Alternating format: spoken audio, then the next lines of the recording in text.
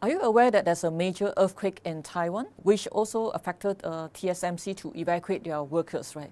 When you first heard about this news, how is your reaction? What goes in your mind straight away?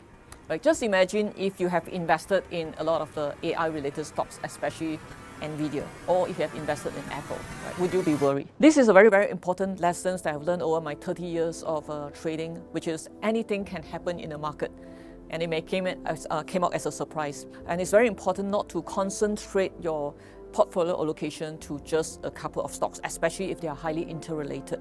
Yeah, so things like this can happen. Although TSMC has reported that all their workers are safe, and some of them already gone back to the factory lines. But what if it gets worse, right? What if there's a worse situation in the future? Or what if the whole TSMC factories is affected? How would it impact the stocks that you have and also the overall stock market? Right? We must always be prepared for situations like this, right? Just like the old Japan tsunami, or it could be the geopolitical tension as well. Right? So there are many things that could be out of our imagination sometimes. As an investor or trader, we must always be prepared for things like this to happen, and we need to make sure that we manage our risk accordingly.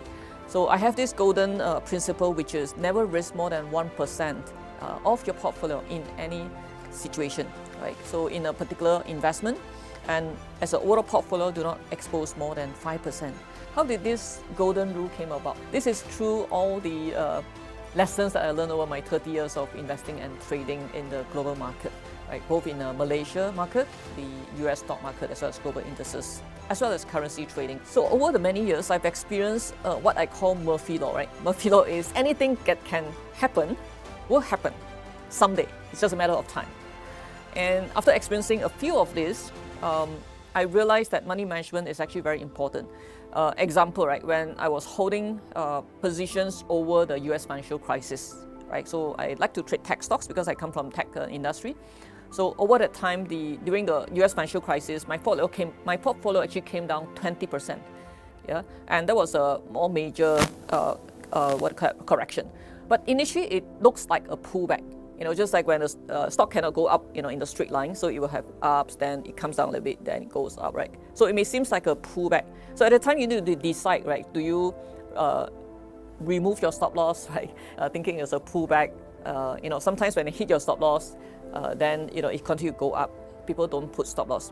And I was assessing at that time, and I would say that it took longer for me to close, right? I could have closed it when it was down 10% at that time to let the market settle down.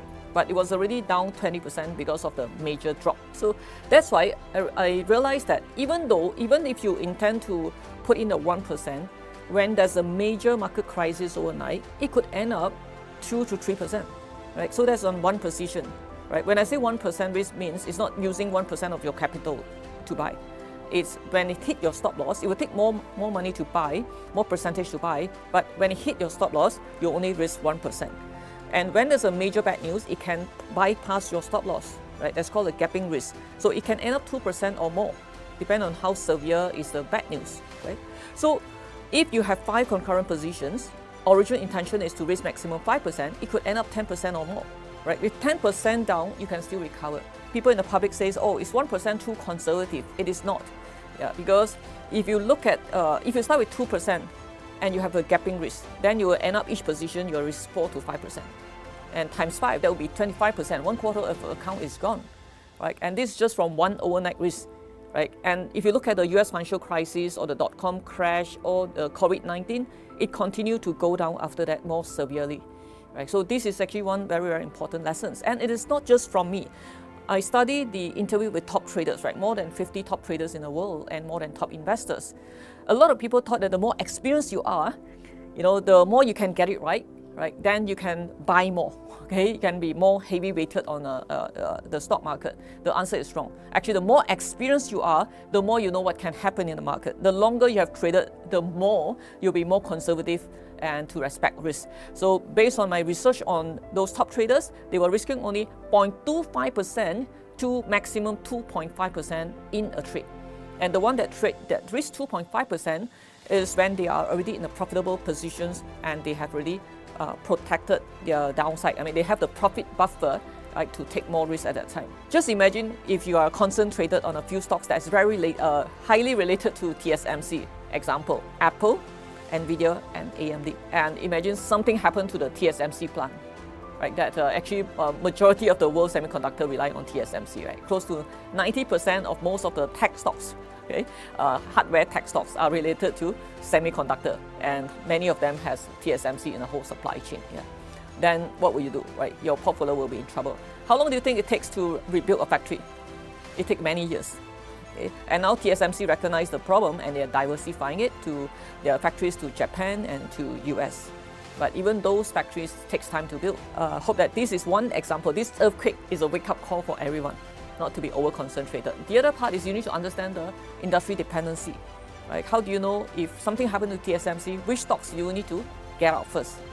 Right? Get out is the most important thing, right? Before you talk about how to make more money. If you don't understand the dependency, you may not realize that you have bought a few stocks that are highly correlated. That means they go down together. Just like I will not buy Visa and Master with the same level of exposure, right? Because these two are more than 80% correlated, and also AMD and Intel, right, highly correlated because in the same industry. If you want to make sure that you can manage your risk well in the stock market, right, make sure you learn it properly, right? Don't just because of, let's say, the AI frenzy. So, oh, AI is very good. What's the best AI stock to buy? Oh, buy NVIDIA or buy AMD, and then you put all your concentration there, and end up you're exposed to high risk, yeah, especially when the market valuation is high right now. Most people focus a lot on finding the right stocks to buy, but they may underestimate the importance of this aspect of the overall risk management or interdependency between the stocks in their account. So that's why it's very important for everyone who is investing on trading, right? Whether you're new or experienced, to learn how to manage this properly, right? So if you're curious how professional does it, and even individual traders can use the best practices here, and over my 30 years of experience, there's a lot more I can share with you, right? What is the systematic approach, right, to invest and trade in the global stock market, which can apply to even the Malaysia stock market. Do come to our 3-hour free webinar, where I'll be showing you how to systematically approach the financial market, all the way to how to screen or shortlist the best stock in the market, to how to time when to get in and when to get out, to how to protect, which is the essence of what I covered today, how to protect your positions, and then how to multiply in a safe manner. And with this, you can risk less money, right? Like for example, max 1% per trade, and yet be able to compound your money gradually, right? Don't underestimate just risking 1%. Okay, it doesn't mean you risk 1%, you can make less money. But if you know how to do it properly, right, you can still have a high reward over risk. So if you are interested in this, right, do join our webinar and click on the link right now. And I look forward to see you there.